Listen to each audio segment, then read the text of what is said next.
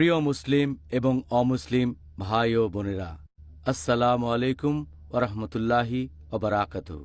আল্লাহর দয়া, শান্তি ও রহমত আপনাদের সবার উপরে বর্ষিত হোক। আমি আপনাদের হোস্ট ইউসুফ চেম্বার্স আপনাদের স্বাগত জানাই আমাদের এই সিরিজ অনুষ্ঠানে, যার শিরোনাম Ramzan, a date with doctor Zakir. আজকে আমাদের আলোচনার টপিক হল রমজানের প্রারম্ভিক কথা। ডক্টর জাকির, আসসালামু আলাইকুম ওয়া রাহমাতুল্লাহি ওয়া বারাকাতুহু। ওয়ালাইকুম আসসালাম রহমতুল্লাহ বারাকাতুহু।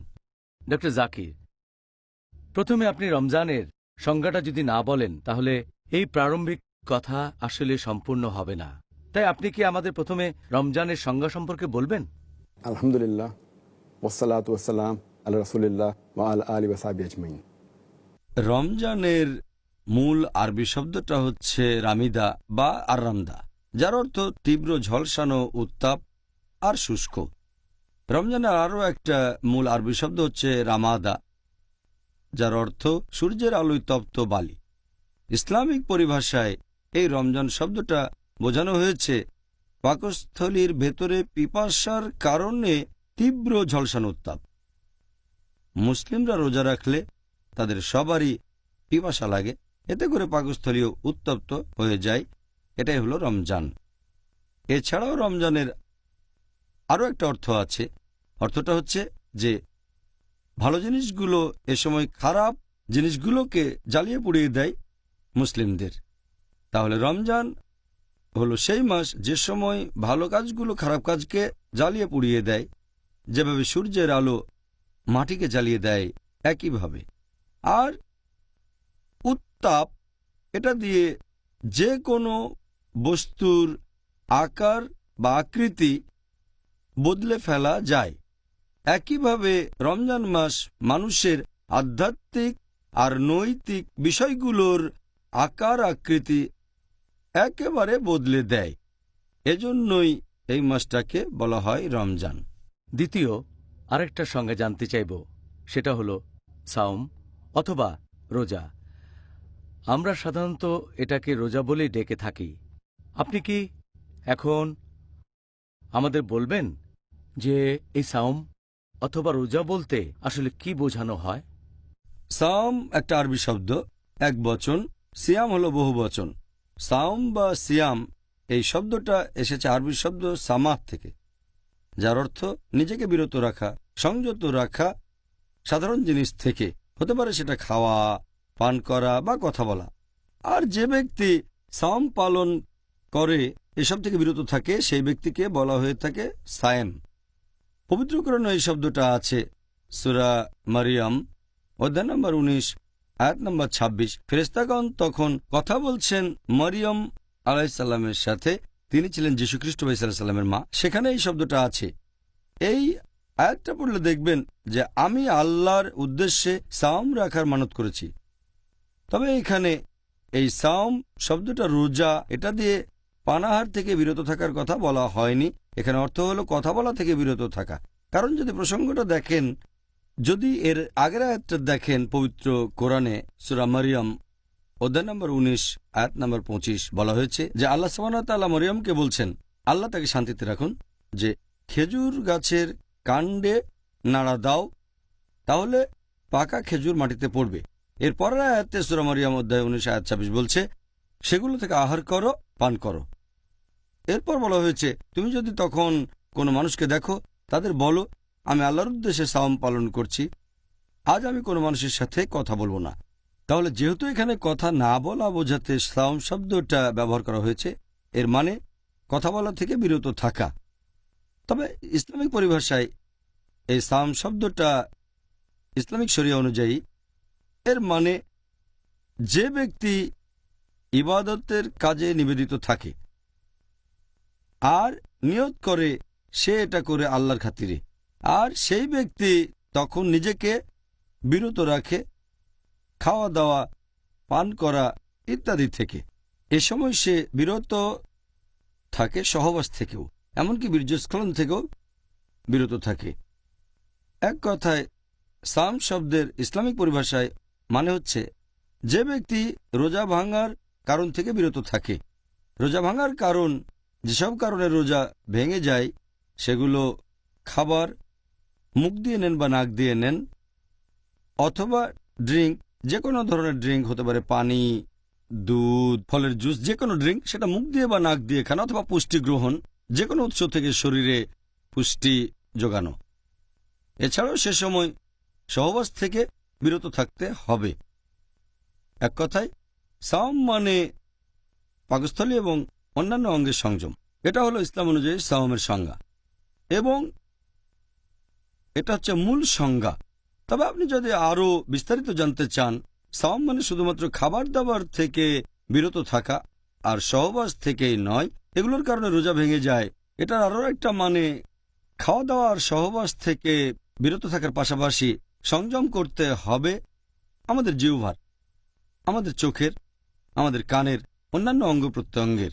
আর সেজন্যই আমরা যখন সাওম শব্দটা ব্যবহার করি, আমাদের নবী মুহাম্মদ সাল্লাল্লাহু আলাইহি ওয়াসাল্লাম বলেছেন, এটার উল্লেখ আছে সহিহ বুখারীতে ৩ নম্বর খণ্ড, বুক অব ফাস্টিং, হাদিস নম্বর 1903।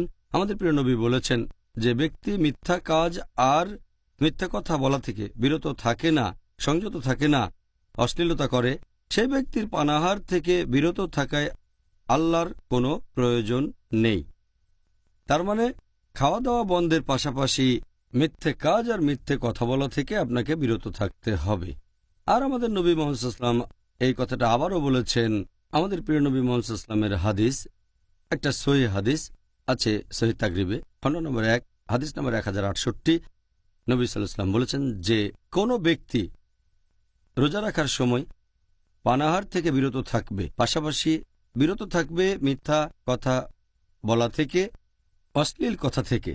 যদি কেউ তার উপর রেগেও যায়, তার সাথে তর্ক করে অথবা ঝগড়াঝাটি করে, সে তখন বলবে আমি রোজা আছি, আমি রোজা আছি। তাহলে আমরা বুঝতে পারছি যখন কেউ রোজা রাখবে তখন সে 3টা কাজ থেকে নিজেকে বিরত রাখবে। 1 নম্বর হচ্ছে পাকস্থলী আর অন্যান্য অঙ্গ প্রত্যঙ্গ।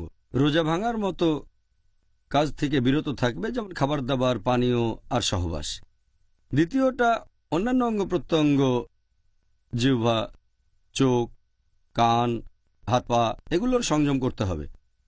জিহ্বার সংযম মানে পেছন থেকে কারো নিন্দা করবে না, কারণ আমি কুৎসা রটাবে না, মিথ্যে কথা বলবে না, অহেতুক গল্পগুজব করবে না, কারণ আমি মিথ্যে কথা রটাবে না, অশ্লীলতা থেকে বিরত থাকবে।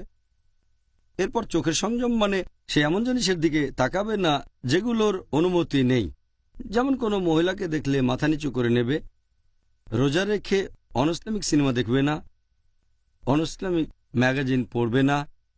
তারপর কানে সংযম মানে এমন কিছু শোনা থেকে বিরত থাকবে যেগুলো হারাম, যেগুলো নিষিদ্ধ, যেমন মিউজিক শোনা থেকে বিরত থাকা, অনইসলামিক গান বাজনা শোনা থেকে বিরত থাকা। এভাবে শরীরের অন্যান্য অঙ্গ প্রত্যঙ্গ রোজা থাকবে। তৃতীয়টা হচ্ছে রোজা থাকা অবস্থায় মনের সংযম, এমন কাজ থেকে বিরত থাকবে যেগুলো আল্লাহর ইবাদত থেকে দূরে নিয়ে যাবে আপনাকে, ইসলাম থেকে দূরে। এই হলো সাওম শব্দের সামগ্রিকভাবে অর্থটা। সুবহানাল্লাহ, আমি যা ভেবেছিলাম এটা তার চাইতেও আরো অনেক বিস্তারিত। ধন্যবাদ ডক্টর জাকির। রমজান মাস বাদে আর কোনো বাধ্যতামূলক রোজা কি আছে যেটা আমাদের মুসলিমদের অবশ্যই পালন করা উচিত? রোজাকে প্রধানত 2 ভাগে ভাগ করা যায়। একটা হলো ফরজ রোজা, যেটা আবশ্যিক, আরেকটা ঐচ্ছিক রোজা, ইচ্ছে করলে করতে পারেন, এটা আবশ্যিক না। এই রোজা নিয়ে আমরা 31তম পর্বে আলোচনা করব। এখন আবশ্যিক রোজার কথা যদি বলতে হয়, এটাকে আবার 4 ভাগে ভাগ করা যায়। প্রথমটা নিয়ে আলোচনা করেছি, রমজান মাসে আমরা যে আবশ্যিক রোজা রাখি। দ্বিতীয়টা হচ্ছে কোনো লোক যদি রমজান মাসে রোজা রাখতে না পারে যে কোনো কারণে, সেই রোজাগুলো পরে রাখতে হবে, এটাকে বলা হয় কাজা রোজা রাখা। তৃতীয়টা হচ্ছে গুনাহ বা পাপ থেকে ক্ষমা পাওয়ার উদ্দেশ্যে রোজা রাখা, যে আমি একটা গুনাহ করেছি, এখন তার কাফারা হিসেবে কয়েকদিন রোজা থাকব। চতুর্থ হচ্ছে আপনি যদি রোজা রাখা মানত করে থাকেন। এই হলো ফরজ রোজার 4টা আলাদা ক্যাটাগরি, আবশ্যিক রোজা। জাযাকাল্লাহ খায়ের। ডক্টর জাকির, এবারের প্রশ্নটাও খুব গুরুত্বপূর্ণ। রমজান এই মাসে রোজা রাখা প্রসঙ্গে দুর্ভাগ্যজনকভাবে অনেক মুসলিম ভাই ও বোন রমজান মাসে এই বাধ্যতামূলক রোজা রাখাটা পালন করে না। আপনি কি তাদের উদ্দেশ্যে এই ব্যাপারে কোনো উপদেশ দেবেন পবিত্র কোরআন এবং নবীর সুন্নাহ থেকে, যেগুলো থেকে প্রমাণ করা যায় যে এই রমজান মাসে রোজা রাখা প্রত্যেক মুসলিমদের জন্যই বাধ্যতামূলক? পবিত্র কোরআনে অনেক আয়াত আছে, এছাড়া অনেক হাদিসও আছে, সেখানে স্পষ্ট করে বলা হয়েছে যে এটা ফরজ। রমজান মাসে রোজা রাখা প্রত্যেক মুসলিমের জন্য ফরজ, অবশ্যই পালন করতে হবে। এ ব্যাপারে ইনশাল্লাহ আগামীকাল বিস্তারিত আলোচনা করব। আল্লাহ সুবহানাহু ওয়া তাআলা পবিত্র কোরআনে বলেছেন, সূরা বাকারা অধ্যায় নম্বর 2 আয়াত 183, ইয়া আইয়ুহাল্লাযিনা আমানু, হে মুমিনগণ, কুতিবা আলাইকুমুস সিয়াম কামা কুতিবা আলাল্লাযিনা মিন ক্বাবলিকুম লাআল্লাকুম তাত্তাকুন। যার অর্থ, হে মুমিনগণ, তোমাদের জন্য সিয়ামের বিধান করা হয়েছে যেমন করে এই বিধান দেওয়া হয়েছিল তোমাদের পূর্ববর্তীগণকে, যাতে করে আত্মসংযম শিখতে পারো।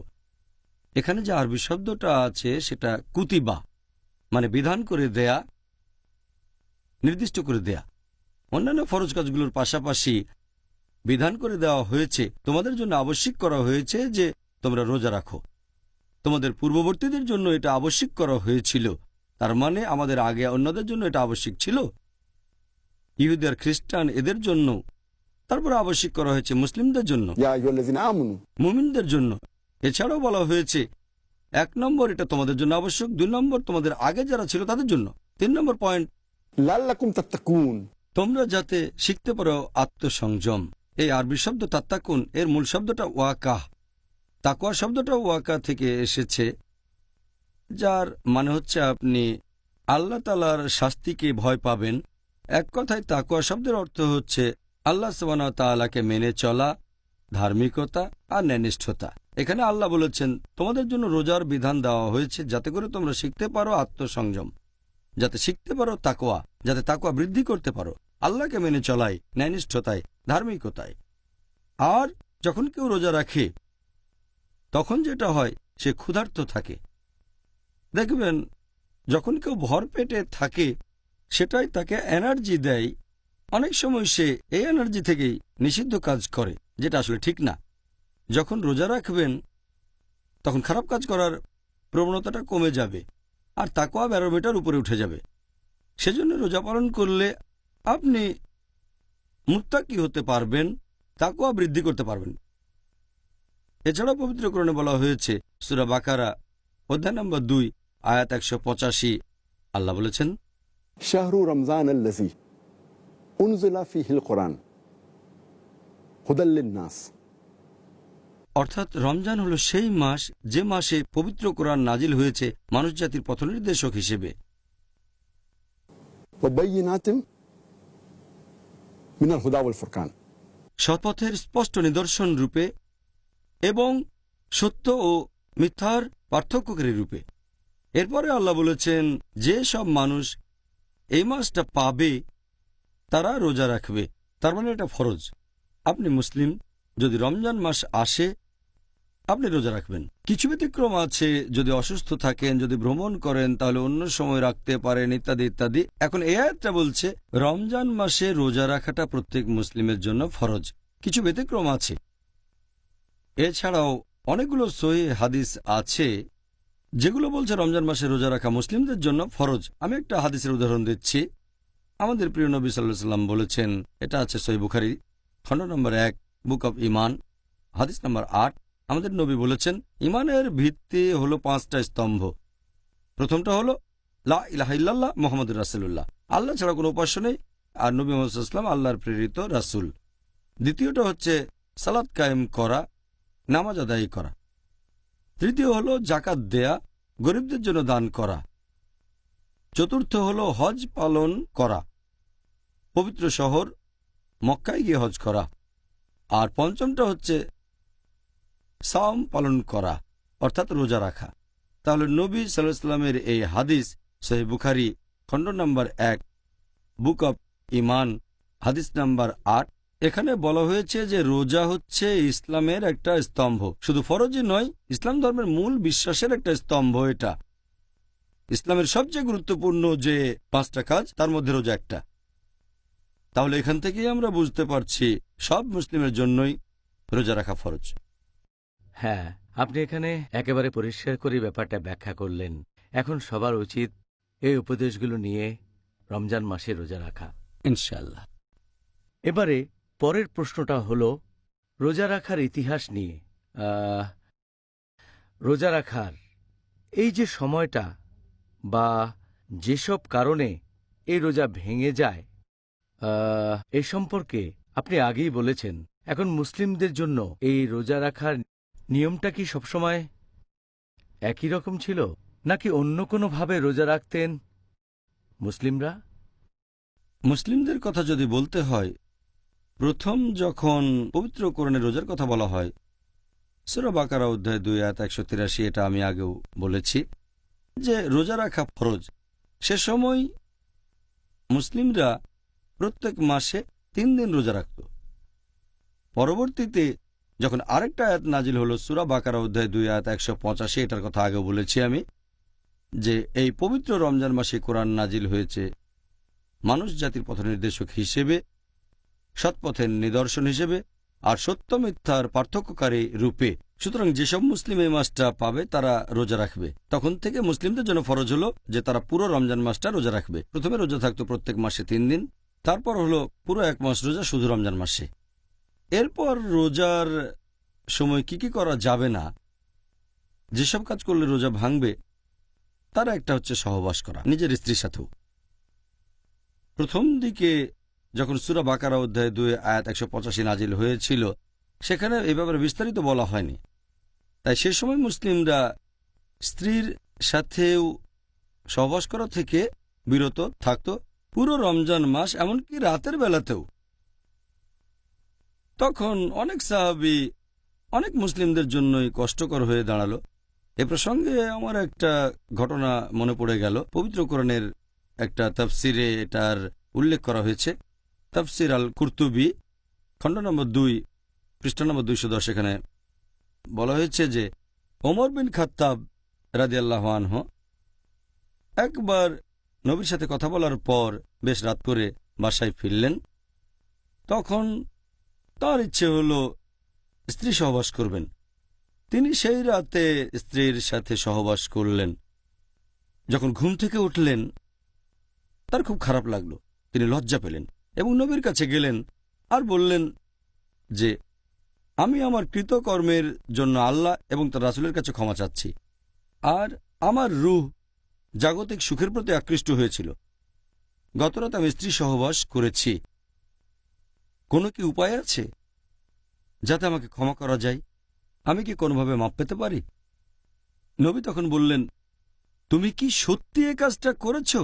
তিনি বললেন, হ্যাঁ নবী। নবী কথা বললেন না। হযরত ওমর রাদিয়াল্লাহু আনহু যখন এটা করেছিলেন তখন নিষিদ্ধ ছিল। তিনি বললেন, হ্যাঁ আল্লাহর রাসূল, আমি করেছি, আমাকে কোনোভাবে ক্ষমা করা যায়? নবী তখন বললেন, আল্লাহ তাআলা নিশ্চয়ই এ ব্যাপারে নির্দেশ পাঠান। আর আলহামদুলিল্লাহ সুম্মা আলহামদুলিল্লাহ। এর পরেই নাজিল হলো সূরা বাকারার আরেকটা আয়াত, অধ্যায় নম্বর 2 আয়াত 187 নাজিল করা হলো। বলা হলো, সিয়ামের রাতে তোমাদের স্ত্রী সহবাস করাটাকে বৈধ করা হয়েছে। And then it says, "Hunna libasul lakum wa antum libasul lahunna." যে তোমরা তাদের পরিচ্ছদ, তারা তোমাদের পরিচ্ছদ। আমরা আমাদের স্ত্রীদের পরিচ্ছদ আর স্ত্রীরা আমাদের পরিচ্ছদ। আল্লাহরও বলেছেন, আমি জানি তোমরা নিজেদের উপর অবিচার করছিলে, আল্লাহ তোমাদের ক্ষমা করেছেন, আর এখন থেকে তোমরা স্ত্রীদের সাথে মিলিত হও রমজান মাসের রাতের বেলায়, আর পানাহার করো যতক্ষণ না রাতের কালো রেখা হতে সকালের শুভ্র রেখা তোমাদের কাছে স্পষ্ট হয়। তাহলে যখন এই আয়াতটা নাজিল হলো সূরা বাকারা অধ্যায় 2 আয়াত 187, তখন নিয়মটা একটু শিথিল হয়ে গেল যে রমজান মাসে রাতের বেলায় স্ত্রী সহবাস করতে পারবেন, তবে দিনের বেলায় বিরত থাকতে হবে। এছাড়াও খাওয়া দাওয়ার কথা বলতে গেলে প্রথম দিকে সূরা বাকারা অধ্যায় 2 আয়াত 187 নাজিল হওয়ার আগে মুসলিমরা খাওয়া দাওয়া করত সূর্য ডোবার পরে। যখন ঘুমিয়ে পড়ত তারপর আর খেতে পারত না। এরপরে তারা আবার খেত তার পরের দিন সূর্য ডোবার পরে। একবার একটা ঘটনা ঘটল যে এক সাহাবী কায়েস রাদিয়াল্লাহু আনহু, তিনি খুব পরিশ্রম করতেন, সে সময় রোজা ছিলেন। সূর্য ডুবে গেলে তিনি বাসায় আসলেন আর তার স্ত্রীকে বললেন যে আমাকে কিছু খেতে দাও। স্ত্রী বললেন ঘরে তো কোনো খাবার নেই, আমি বাইরে থেকে খাবার নিয়ে আসি। তার স্ত্রী খাবার আনতে চলে গেলেন। কায়েস খুবই ক্লান্ত ছিলেন, সারাদিন কাজ করেছেন। তার স্ত্রী খাবার নিয়ে আসতে আসতে তিনি ঘুমিয়ে পড়লেন। যখন স্ত্রী খাবার নিয়ে ঘরে আসলেন তিনি দেখলেন যে তার স্বামী ঘুমিয়ে পড়েছেন। তাহলে তো কিছু করার নেই, ঘুমিয়ে পড়লে তো আর খাওয়া যাবে না। এভাবে সেই রাতে তিনি কিছু খেলেন না। পরের দিনও রোজা থাকলেন আর সেদিন বিকেলের দিকে অসুস্থ হয়ে পড়লেন। লোকজন তখন নবীর কাছে বলল যে এরকম ঘটনা ঘটেছে, একবার ঘুমিয়ে পড়লে তো আর খাওয়া যাবে না। তারপর কোরআনের এই আয়াতটা নাজিল হল, সূরা বাকারা অধ্যায় 2 আয়াত 187। বলা হয়েছে সিয়ামের রাতে স্ত্রী সহবাস এবং পানাহার করতে পারবে যতক্ষণ না রাতের কালো রেখা সকালের শুভ্র রেখা থেকে স্পষ্ট হয়। তখন থেকে হলো সেই নিয়ম যেটা এখন আমরা মানি, যে রোজা মানে আপনি খাবার পানীয় বা পুষ্টি থেকে বিরত থাকবেন, সহবাস করা থেকেও বিরত থাকবেন, সূর্যোদয় থেকে শুরু করে সূর্যাস্ত পর্যন্ত। আর নিয়ত করবেন যে এটা করছেন আল্লাহ তাআলার জন্য, এটা ইবাদতের একটা অংশ। এটা হলো সংক্ষেপে আমাদের রমজানের ইতিহাস। ব্যাপারটা খুব ইন্টারেস্টিং। আমরা সাহাবীগণের তুলনায় অনেক বেশি সুবিধা পেয়েছি, আলহামদুলিল্লাহ। ডক্টর জাকির, এখন আপনি আমাদের একটু আগেই বললেন রোজা রাখার ইতিহাস সম্পর্কে। মুসলিমরা প্রথম দিকে রোজা রাখত 3 দিন, পরবর্তীতে 1 মাস। এই বিষয়টাকে পবিত্র কোরআনের পরস্পর বিরোধী বলা যায় কি? পবিত্র কোরআনে পরস্পর বিরোধী কোনো কথা নেই। আল্লাহ পবিত্র কোরআনে বলেছেন সূরা নিসা অধ্যায় নম্বর 4 আয়াত নম্বর 82, আফলা ইয়াতাদাব্বারুনাল কুরআন ওয়ালাউ কানা মিন ইনদি গায়রিল্লাহ লাওয়াজাদু ফি ইখতিলাফান কাসীরা। তারা কি কোরআন সম্বন্ধে অনুধাবন করে না? কোরআনের ব্যাপারে এটা কি বুঝতে পারে না? এটা যদি আল্লাহ ব্যতীত অন্য কারো কাছ থেকে আসতো তাহলে সেখানে অনেক অসঙ্গতি থাকত। তাহলে কোরআনের কোনো আয়াতই পরস্পর বিরোধী হবে না। তবে কিছু ব্যাপার রদ হয়ে যায়, লোকে এগুলোকেই ধরে। আমার মতে এটা পরস্পর বিরোধী কিছু নয়। রদ হওয়া মানে যেটা আগে নাজিল হয়েছিল। আর পবিত্র কোরআন বলছে সূরা বাকারা অধ্যায় নম্বর 2 আয়াত 106, আমি কোনো আয়াত রহিত করলে বা বিস্তৃত হতে দিলে তা থেকে উত্তম অথবা তার সমতুল্য আয়াত নাজিল করি। তাই অনেক সময় দেখবেন যে জিনিসগুলো হারাম অথবা ফরজ করা হয়েছে তা বলা হয়েছে ধাপে ধাপে। এমন না যে কঠিন কাজকে সহজ করা হয়েছে, মাঝে মাঝে কঠিন কাজ সহজ হয়ে গেছে। আবার কোনো কাজ আগে সহজ ছিল, অনেকেই করত, পরে কঠিন হয়ে গেছে। যেমন ধরেন অ্যালকোহলকে যেভাবে নিষিদ্ধ করা হয়েছে। এ সম্পর্কে প্রথম নাজিল হওয়া আয়াত সূরা বাকারা অধ্যায় 2 আয়াত 219 বলছে যে অ্যালকোহলের মধ্যে, মাদকদ্রব্যের মধ্যে আছে লাভ এবং ক্ষতি, লাভের চেয়ে ক্ষতি বেশি। এখানে হারাম বলা হয়নি, সাবধান করা হয়েছে যে লাভের চেয়ে ক্ষতি বেশি।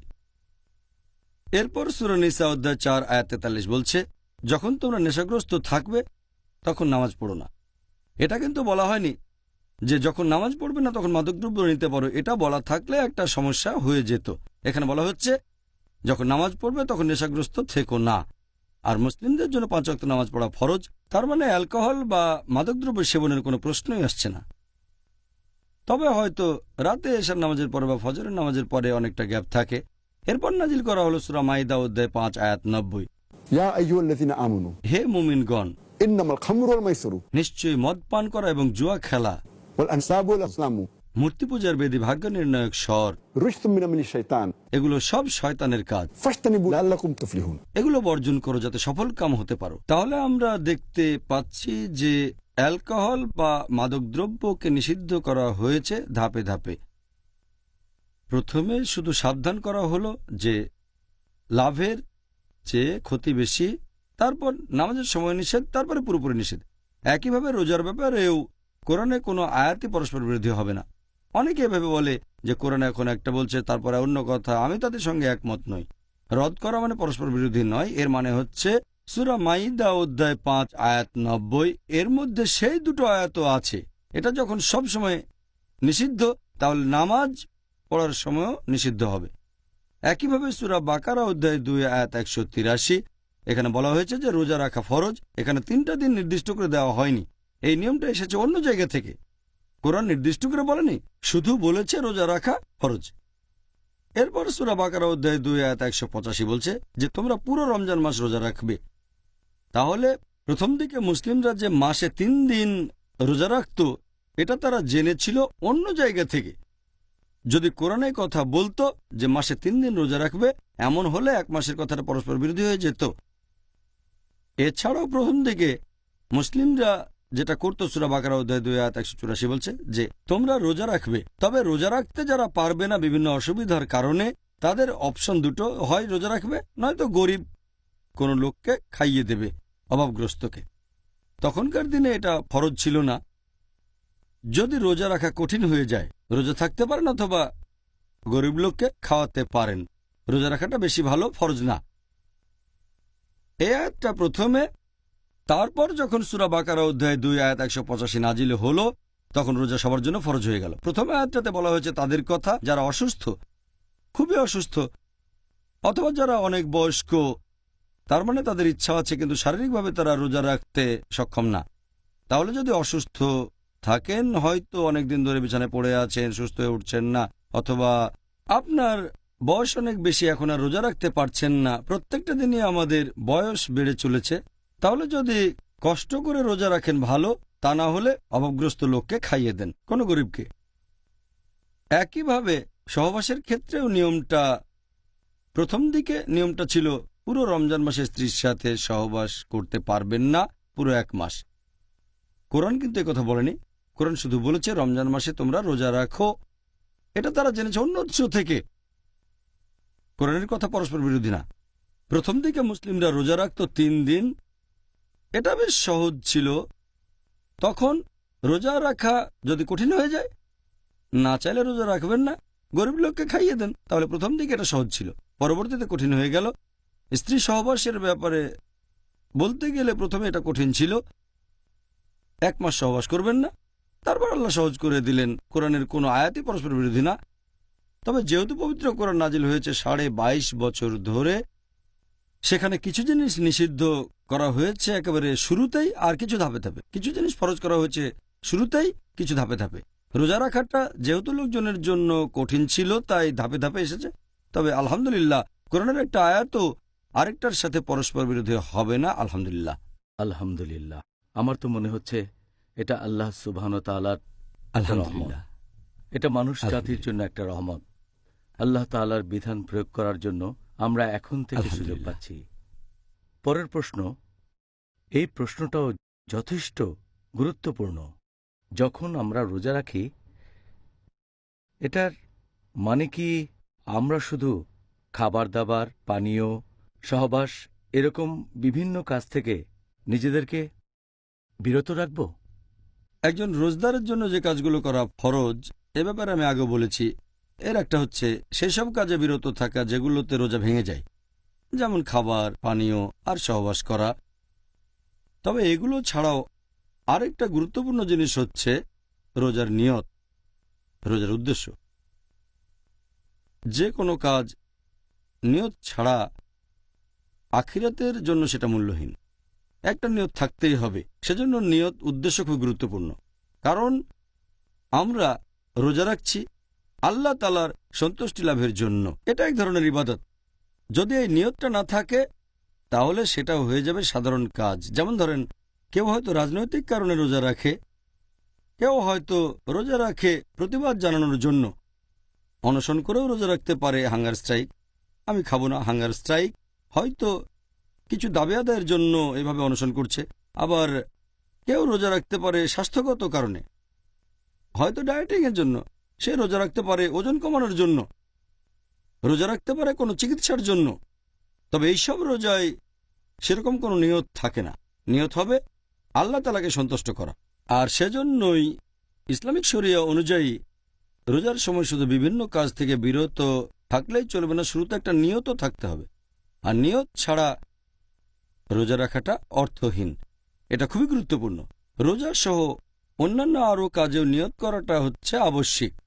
আমাদের প্রিয় নবী মুহাম্মদ সাল্লাল্লাহু আলাইহি ওয়াসাল্লাম বলেছেন, এটা উল্লেখ আছে সহিহ মুসলিমে, খণ্ড নম্বর 2, বুক অব জাকাত, অধ্যায় নম্বর 370, হাদিস নম্বর 2198, আমাদের প্রিয় নবীজি বলেছেন যে যখন তোমরা তোমাদের স্ত্রীর সাথে সহবাস করার নিয়ত করবে, তোমাদের নিয়ত হবে পরোপকার করার সমান। সাহাবেগণ বললেন, স্ত্রীর সাথে সহবাস করা পরোপকার কিভাবে হে আল্লাহর রাসূল? নবী বললেন, তোমরা যদি এমন কারোর সাথে সহবাস করো যে তোমার স্ত্রী নয়, যে কাজটা করা বেআইনি, সেটা তো পাপ, তাই না? তারা বললেন, ইয়া রাসূলুল্লাহ, হ্যাঁ এটা পাপ। তাহলে তুমি তোমার স্ত্রীর সাথে সহবাস করলে তো গুনাহ হবে না, আর নিয়ত করবে, সেজন্যই এটা হবে একটা ভালো কাজ। তার মানে নিয়ত খুবই গুরুত্বপূর্ণ। যখনই নিয়ত করেছেন সেজন্য সব পাবেন। আর আল্লাহ পবিত্র কোরআনে বলেছেন, সূরা বাইয়িনা, অধ্যায় নম্বর 98, আয়াত নম্বর 5, বলা হয়েছে, আল্লাহ আদেশ দিয়েছেন যে শুধুমাত্র তার ইবাদত করো, আনুগত্যে, বিশুদ্ধ চিত্তে এবং একনিষ্ঠভাবে। এখানে আরবি শব্দটা হচ্ছে লিয়াবুদু, যার অর্থ ইবাদত করা। তবে আবুদু এর অর্থ বিনম্র হওয়া। এই লিয়াবুদু সাধারণভাবে এটার অর্থ ইবাদত করা, আসলে এর অর্থ হবে বিনম্র হওয়া। এখানে আরেকটা আরবি শব্দ হচ্ছে মুখলিসুন, যার অর্থ বিশুদ্ধ চিত্তে একনিষ্ঠভাবে ইবাদত করা। আমরা শুধুমাত্র আল্লাহর ইবাদত করব তার উদ্দেশ্যে, এটাই হবে আমাদের নিয়ত, এটাই হবে আমাদের উদ্দেশ্য। আল্লাহ পবিত্র কোরআনে বলেছেন, সূরা বাকারা, অধ্যায় নম্বর 2, আয়াত নম্বর 29, যে তিনি পৃথিবীর সবকিছু তোমাদের জন্য সৃষ্টি করেছেন। আল্লাহ যখন সবকিছু আমাদের জন্য সৃষ্টি করেছেন, 10 ভাগের 1 ভাগ বা 4 ভাগের 1 ভাগ বা অর্ধেক না, সবকিছু সৃষ্টি করেছেন মানবজাতির জন্য এই পৃথিবীতে। আর সেজন্যই আমরা শুধু তার ইবাদত করব, অন্য কারো নয়। যদি আল্লাহর ইবাদতের পাশাপাশি অন্য কারো ইবাদত করি, তাহলে সেটা মূল্যহীন। আমরা শুধুমাত্র আল্লাহর ইবাদত করব, অন্য কারো নয়। এটা বলা যাবে না যে 2 রাকাত নামাজ পড়বো আল্লাহর জন্য আর 2 রাকাত অন্য কারোর জন্য। বলতে পারবো না যে একটা ছাগল কোরবানি দিলাম আল্লাহর জন্য আর একটা অন্য রাজার জন্য। আমাদের সব ইবাদত হবে শুধুমাত্র আল্লাহ তাআলার উদ্দেশ্যে, অন্য কারো নয়। এখানে কয়েকটা হাদিসের কথা বলি। প্রথম হাদিসটা আছে সহিহ বুখারীতে, যে ওমর রাদিয়াল্লাহু আনহু তিনি বলেছেন যে আমাদের প্রিয় নবী মুহাম্মদ সাল্লাল্লাহু আলাইহি ওয়াসাল্লাম বলেছেন, ইন্নামাল আমালা বিন্নিয়াত, তোমাদের কাজের ভিত্তি হচ্ছে নিয়ত। তোমাদের কাজের বিচার করা হবে নিয়ত দিয়ে। আর যদি কেউ আল্লাহ এবং তার রাসূলের উদ্দেশ্যে হিজরত করে, সে হিজরত করেছে আল্লাহ এবং তার রাসূলের জন্য।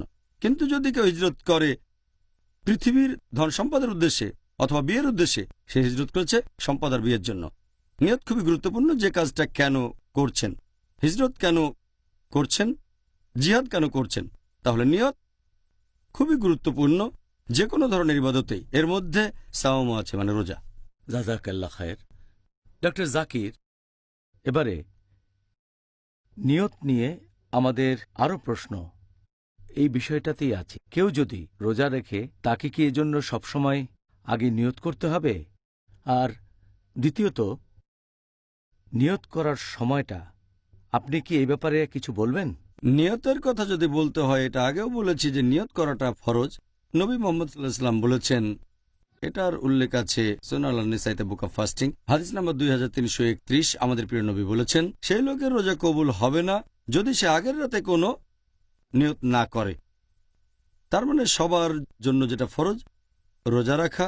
এখানে বলা হয়েছে যে আগের রাতে নিয়ত করাটা হচ্ছে ফরজ। সেটা আগের রাতের যে কোনো অংশে করতে পারেন। আপনি ফজরের ওয়াক্তের ঠিক আগেও নিয়ত করতে পারেন, তাতে কোনো সমস্যা নেই।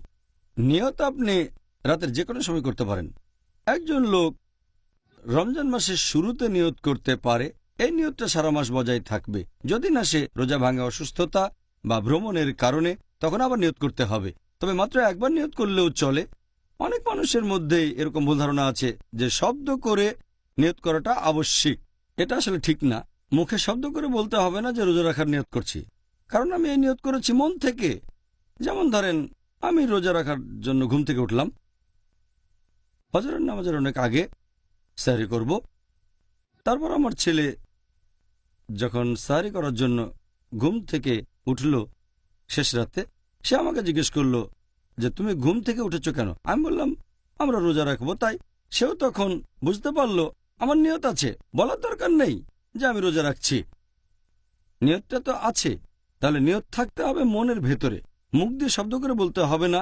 অনেক মানুষ এরকম ভাবে। আর আমি এমন কোনো হাদিসের কথা জানি না যেখানে আমাদের নবী বা সাহাবীগণের কেউ শব্দ করে নিয়ত করেছেন আমি রোজা রাখছি। নিয়ত থাকবে মনে। আর 1 মাস রোজার জন্য একবার নিয়ত করলে যথেষ্ট। এর মধ্যে ভাঙলে আবার নিয়ত করতে হবে। তবে এটা শুধু ফরজ রোজার ক্ষেত্রে। ঐচ্ছিক রোজার ক্ষেত্রে যে রোজাগুলো ফরজ না সেখানে নিয়ত করাটা ফরজ না, এরকম একটা সহি হাদিসের উল্লেখ আছে সুনান আল নিসাইতে, বুক অব ফাস্টিং, হাদিস নম্বর 2323। একবার নবী তার স্ত্রীকে বললেন যে আমাকে খেতে দাও। স্ত্রী বললেন ঘরে কোনো খাবার নেই। নবী বললেন রোজা থাকছি। তার মানে আগের রাতে তার রোজা রাখার নিয়ত ছিল না, তিনি সেই সময়ই রোজাটা রাখলেন। ভোরবেলা থেকেই না খেয়ে আছেন, তবে রোজা রাখার নিয়তটা করলেন সকালে। তাহলে ঐচ্ছিক রোজার ক্ষেত্রে নিয়ত করাটা আবশ্যিক কিছু না। তবে যদি ঐচ্ছিক রোজাটা গুরুত্বপূর্ণ হয়ে থাকে, যেমন আশুরা, মুহররম মাসের 10 তারিখ, অথবা হতে পারে আরাফাতের দিন, এসব ক্ষেত্রে আগের রাতে নিয়ত করাটা উচিত, কারণ এই রোজাগুলো খুব গুরুত্বপূর্ণ। অন্যান্য ঐচ্ছিক রোজাগুলোর ক্ষেত্রে আগের রাতে নিয়ত করাটা আবশ্যিক না। নিয়তের ক্ষেত্রে আরও 3টা জিনিস খুবই গুরুত্বপূর্ণ। 1 নাম্বার, যদি কেউ জোর করে আর তখন কোনো নিয়ম ভাঙলে মাপ পাওয়া যেতে পারে, অথবা ভুল করে যদি কেউ নিয়ম ভাঙে, আল্লাহ পবিত্র কোরআনে বলেছেন সূরা নাহল অধ্যায় নম্বর 16 আয়াত নম্বর 106, যদি কেউ আল্লাহর উপর ঈমান আনে তারপর যদি সে অবিশ্বাসের কোনো কাজ করে, তার মানে কুফরি করে। যদি জোর করা না হয়, তার মানে জোর জবরদস্তির কারণে যদি কুফরি বা শিরক করেন, আল্লাহ ক্ষমা করতে পারেন। যদি কেউ জোর করে কারো রোজা ভাঙিয়ে দেয় কিন্তু তার নিয়ত আছে, আল্লাহ ক্ষমা করতে পারেন। আর আল্লাহ কোরআনে বলেছেন সূরা বাকারা অধ্যায় 2 আয়াত নম্বর 286 যে হে প্রতিপালক, আমাদের পাকড়াও করো না, আমাদের তুমি দায়ী করো না যদি আমরা কখনো বিস্মৃত হয়ে যাই অথবা ভুল করে ফেলি। তাহলে যদি কেউ রোজার সময় ভুল করে পানি খেয়ে ফেলে, আল্লাহ ক্ষমা করতে পারেন, অথবা যদি কোনো রকম ভুল করে, আল্লাহ হয়তো ক্ষমা করবেন। এ ব্যাপারে পরে আলোচনা করব। সুবহানাল্লাহ, আপনি অনেক গুরুত্বপূর্ণ কিছু কথা জানালেন। আমি শিওর দর্শকরাও এই অনুষ্ঠানটা দেখে দারুণভাবে উপকৃত হবেন ইনশাআল্লাহ, ইনশাআল্লাহ। আরেকটা বিষয় নিয়ে আমি কিছুদিন সমস্যার মধ্যে ছিলাম। সেটা হলো যে রোজা রাখা তো ইসলাম ধর্মের একটা স্তম্ভ, তাই না? এখন আল্লাহর ইবাদত করার এই যে পদ্ধতি, এটার সাথে ইসলামের অন্য 4টা স্তম্ভ, এর মধ্যে কোনো পার্থক্য আছে? একথা আমি আগেও বলেছি যে ইসলামের 5টা স্তম্ভ, আর এর সবগুলো গুরুত্বপূর্ণ। তবে অন্যান্য স্তম্ভগুলোর সাথে এই সাওম অথবা রোজার যে পার্থক্য আছে তা হচ্ছে যে ইসলামের অন্যান্য স্তম্ভগুলো, হোক সেটা নামাজ অথবা জাকাত অথবা ধরেন হজ, এই কাজগুলো মানুষকে দেখানোর জন্য করা যেতে পারে। লোক দেখানো কাজগুলো করতে পারে অন্যকে দেখানোর জন্য, যে আমি সবাইকে দেখাতে চাই আমি খুব ধার্মিক। নামাজ পড়লাম লোকজনকে দেখানোর জন্য, আর হজ করতে গেলাম এটাও মানুষকে দেখানোর জন্য, এটা হতে পারে। জাকাত দিলাম যাতে লোকজন মনে করে যে আমি খুব পরোপকারী। তবে এভাবে রোজা রাখাটা সম্ভব না, এটা লোকজনকে সেভাবে দেখানো যায় না। কারণ একজন মানুষ রোজা রাখতে পারে আর সবার চোখের আড়ালে খাবারও খেতে পারে, পানিও খেতে পারে। তবে যে সতী রোজা রাখে আর এই সব কাজ থেকে নিজেকে বিরত রাখে, সে এটা করে শুধু আল্লাহর জন্য, অন্য কারোর জন্য নয়। এটাই হচ্ছে রোজার সাথে ইসলামের অন্যান্য স্তম্ভের পার্থক্য। আর আমাদের নবী মুহাম্মদ সাল্লাল্লাহু আলাইহি ওয়াসাল্লাম বলেছেন, এটার উল্লেখ আছে সহিহ বুখারীতে, খণ্ড নম্বর 3, বুক অব ফাস্টিং, হাদিস নম্বর 1904। আমাদের প্রিয় নবী মুহাম্মদ সাল্লাল্লাহু আলাইহি ওয়াসাল্লাম বলেছেন যে আল্লাহ বলেছেন, আদম সন্তানেরা পৃথিবীতে যে সমস্ত কাজ করে সেগুলো শুধুমাত্র তাদের জন্য, তারা নিজের জন্য করে, কিন্তু রোজা রাখে আমার জন্য, আর আমি তাকে পুরস্কার দেব। এবং রোজা হচ্ছে ঢাল স্বরূপ। যে রোজা রাখবে সে বিভিন্ন অশ্লীল কাজ থেকে বিরত থাকবে, বিরত থাকবে মিথ্যে কথা বলা থেকে, বিরত থাকবে ঝগড়া করার থেকে। তখন যদি কেউ তার উপর রেগে যায় আর গালমন্দ করে, সে বলবে আমি রোজা আছি, আমি রোজা আছি।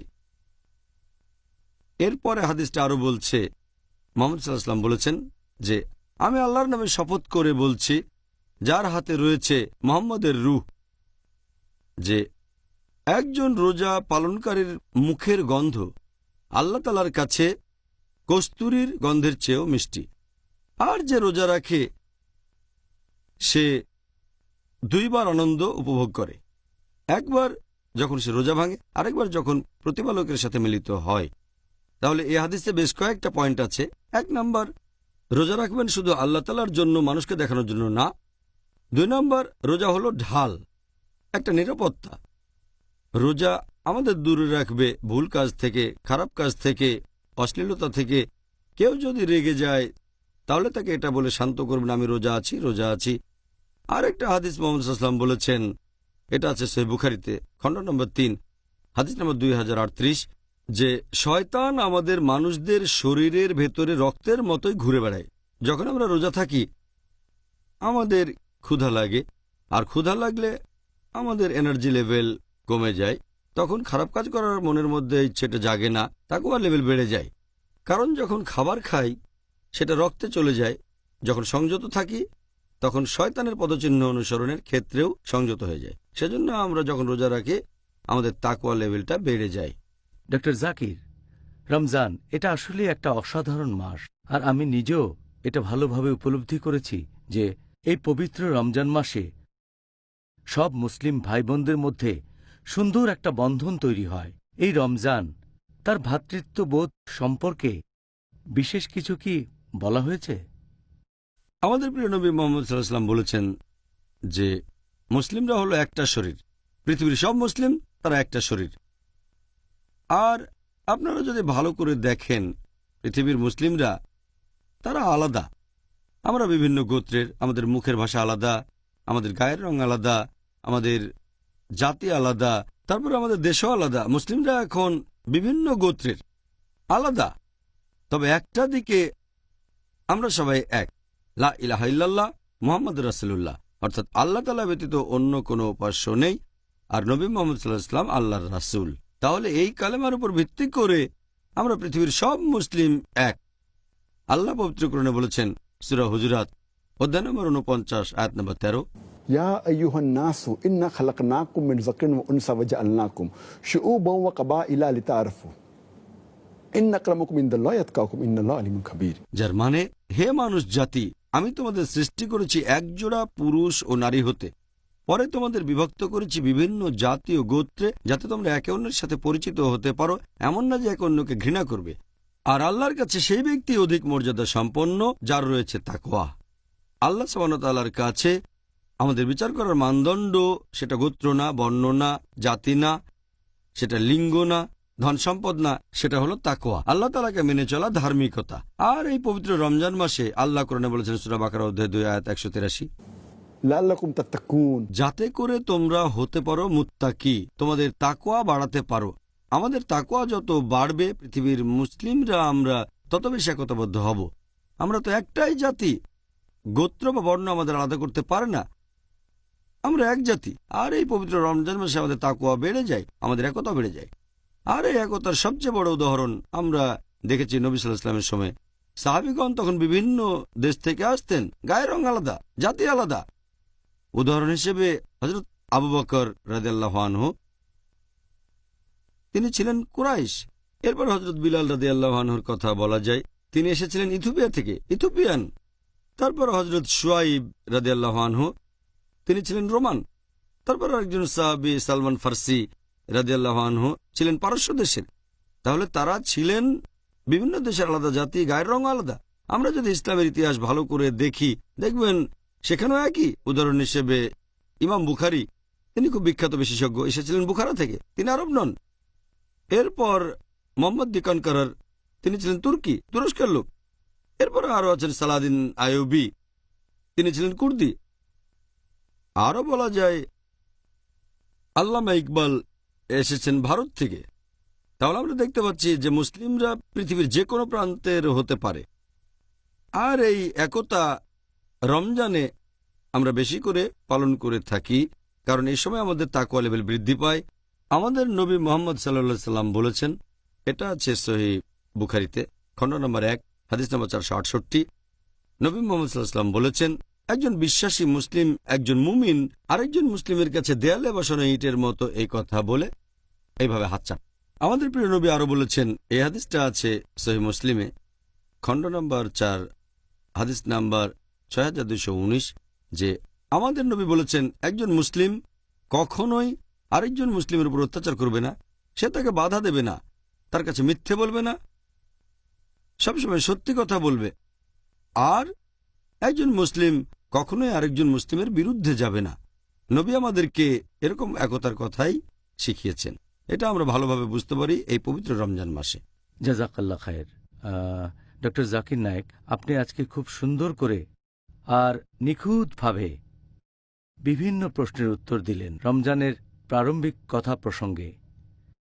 ভাই ও বোনেরা, আশা করি আজকের অনুষ্ঠানে ডক্টর জাকির নায়েকের উত্তর শুনে আপনারা সবাই আমার মতোই উপকৃত হয়েছেন। জাজাকাল্লাহ খায়ের। আমরা এতক্ষণ ধরে ডক্টর জাকির নায়েকের কথা শুনলাম, আলহামদুলিল্লাহ। ভাই ও বোনেরা, আগামীকাল আপনাদের সাথে আবার দেখা হবে, আর সেদিন আমাদের আলোচনার টপিক হবে কখন রোজা রাখা বাধ্যতামূলক আর অব্যাহতি আছে। আসসালামু আলাইকুম ওয়া রাহমাতুল্লাহি ওয়া বারাকাতুহু।